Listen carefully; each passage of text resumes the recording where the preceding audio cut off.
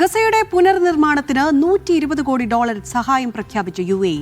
American president Donald ട്രംപിന്റെ അധ്യക്ഷതയിൽ board of പീസിന്റെ ആദ്യ യോഗത്തിൽ UAE വിദേശകാര്യമന്ത്രി ഷെയ്ഖ് അബ്ദുള്ള ബിൻ സായിദാണ് പ്രഖ്യാപനം നടത്തിയത്. സമാധാനം, സഹവർത്തിത്വം, പുരോഗതി എന്നിവയിലേക്കുള്ള വഴി തുറക്കാനാണ് സഹായം ലക്ഷ്യമിടുന്നതെന്ന് ഷെയ്ഖ് അബ്ദുള്ള പറഞ്ഞു. UAE ഇതിനകം ഏകദേശം $300 കോടി സഹായം നൽകിയിട്ടുണ്ട്. പുതുതായി പ്രഖ്യാപിച്ച $120 കോടി സഹായം ബോർഡ് ഓഫ് പീസ് വഴി പുനർനിർമ്മാണവും മനുഷ്യാവകാശ സഹായ പ്രവർത്തനങ്ങളും ശക്തിപ്പെടുത്തുമെന്ന് അദ്ദേഹം കൂട്ടിച്ചേർത്തു.